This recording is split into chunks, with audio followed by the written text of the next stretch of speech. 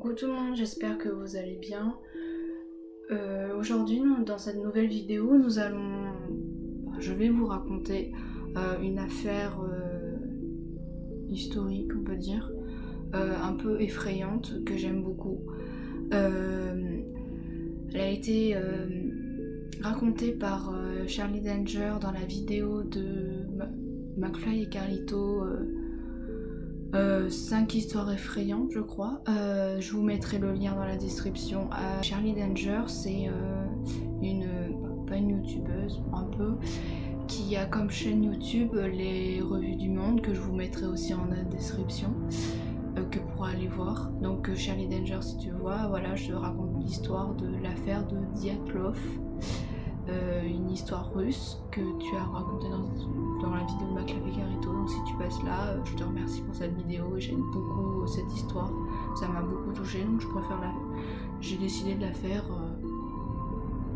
en vidéo plus courte et pas avec plus de détails mais plus modifiée parce que donc Charlie Danger, j'adore ce que tu fais et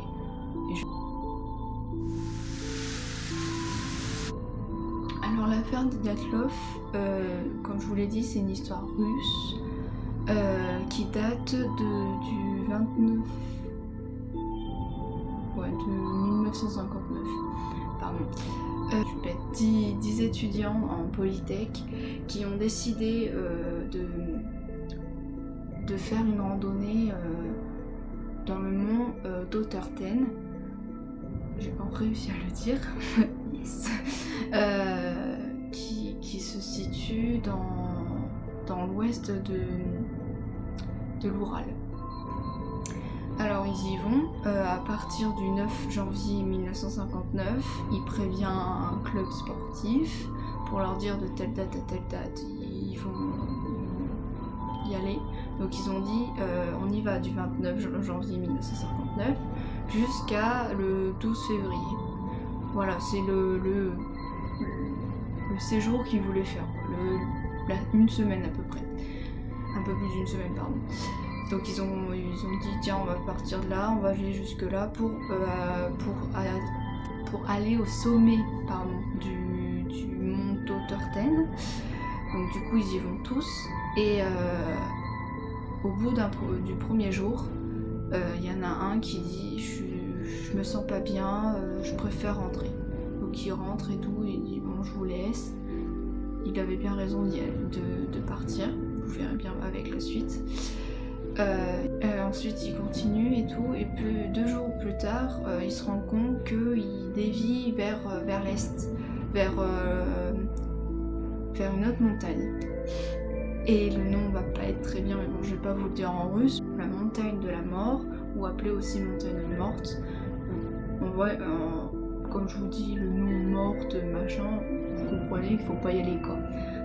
On est bien d'accord, faut pas y aller quoi. Mais ils se rendent compte facilement, ils disent bon bah là on dévie trop, faut qu'on campe parce qu'il commence à faire nuit. Donc ils décident de camper sur la pente de la montagne. Voilà, donc c'est génial. Ils ont pas réfléchi qu'à 1 kilomètre il y avait une forêt, il fallait marcher juste 1 kilomètre pour aller à une forêt quoi, pour aller camper, pour être plus sûr. Bah non, ils préfèrent rester sur la pente de la montagne, je comprends pas, bon, tant pis. 19 février, le club sportif se rend compte que le groupe des 9 étudiants qui restaient, parce que le 10e est parti, toujours pas de nouvelles. Ils s'inquiètent, ils disent c'est bizarre, ils ont bien dit que le 12 février ils reviendraient. Bah non, ils sont pas revenus. Donc ils sont inquiétés, donc directement le club sportif ils ont dit bon on va prendre l'hélicoptère, l'armée, la police et tout pour aller sur le site. Hop, ils vont sur le site et là ils arrivent sur le campement et ils voient que le campement est tout détruit, tout vraiment en désordre. Ils ne comprennent pas sur la situation, sur le moment, tiens qu'est-ce qui s'est passé et tout.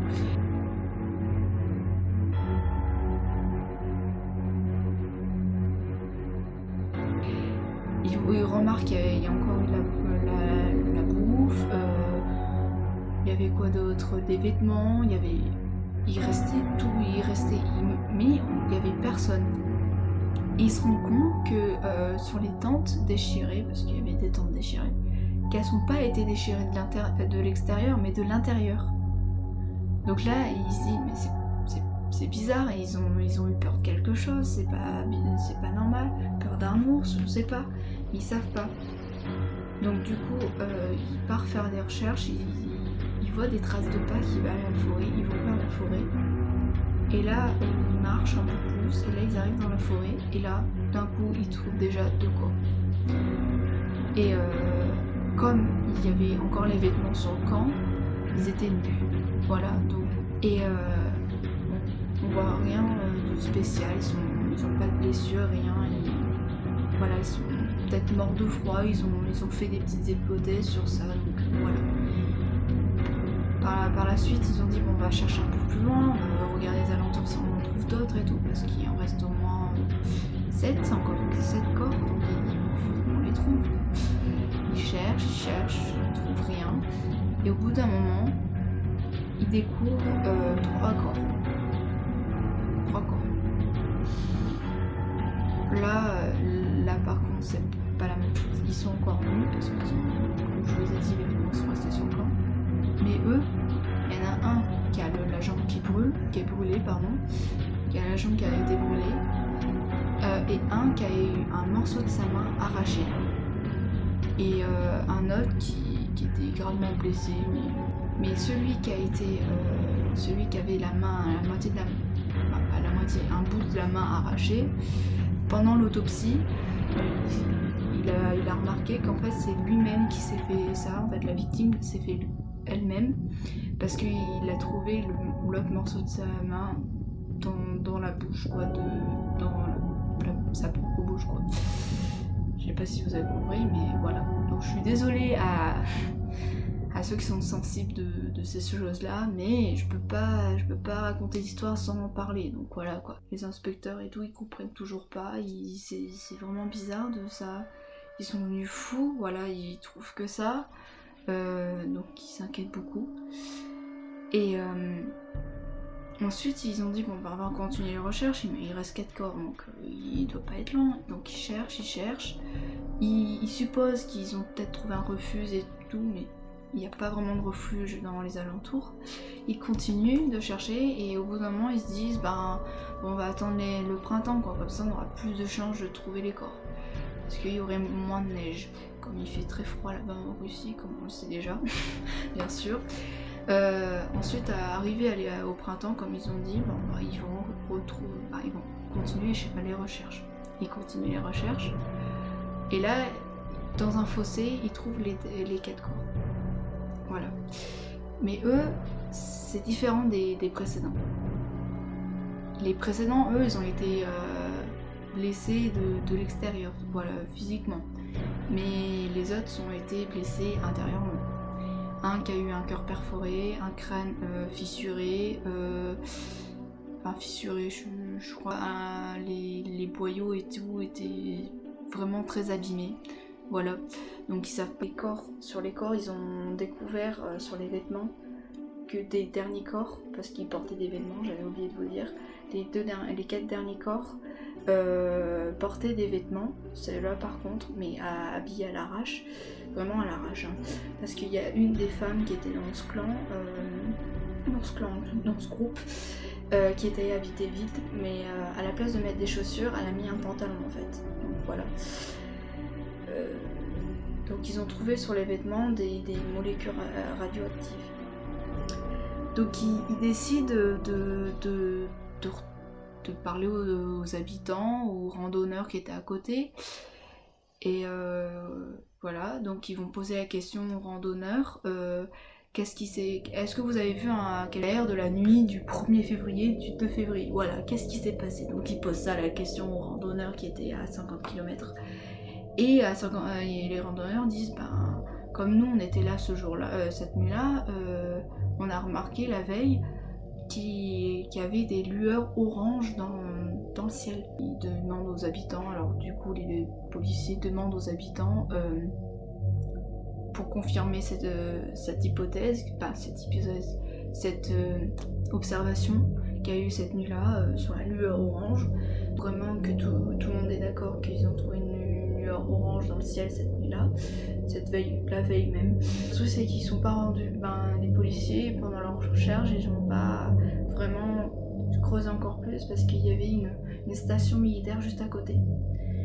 Donc ça pouvait aider sur leur enquête, mais ils ont pas mis ça sur leur rapport, quoi.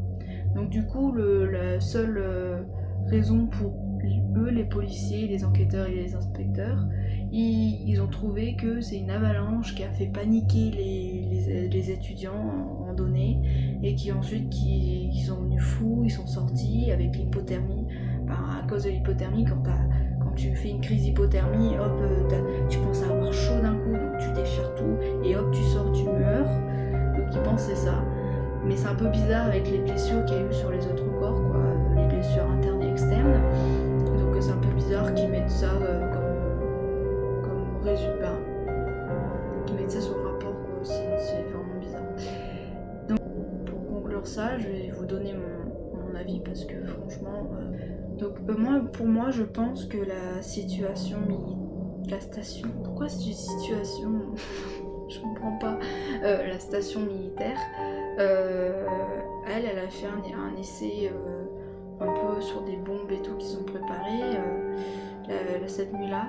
Comme ils pensaient qu'il n'y avait pas grand monde sur le mont de la montagne de la mort, parce que c'est pas une montagne très fréquentée, donc ils ont décidé de faire un essai cette nuit-là, et que la bombe elle a explosé, tu vois, et que comme il y avait le campement juste à côté, les étudiants ils ont été un peu radiés par les molécules radioactives, je sais pas comment on dit, voilà, qu'ils ont été touchés par ça et qu'ensuite ils ont venu dingue et que ça a fait des brûlures externes et internes. C'est ce que fait souvent les molécules radioactives, donc je pense que c'est ça. Et puis voilà, c'est mon avis, vous faites ce que vous voulez, mais moi j'ai donné mon avis, une hypothèse que moi j'ai fait. Mais moi je me rends compte que si on remet cette histoire sur le tapis, sur le tapis d'expression, qu'on pourrait vraiment nous dire que tiens, il y avait une station militaire, hop, comme je vous ai dit, sur mon avis, que hop, ils pourraient trouver plus facilement vraiment la vraie raison de ce mystère, de cette... Alors j'espère que la vidéo vous a plu, j'ai pu donner mon avis, vous faites ce que vous en voulez, moi j'ai donné mon avis, s'il y en a des qui sont contrariés, tant pis, hein.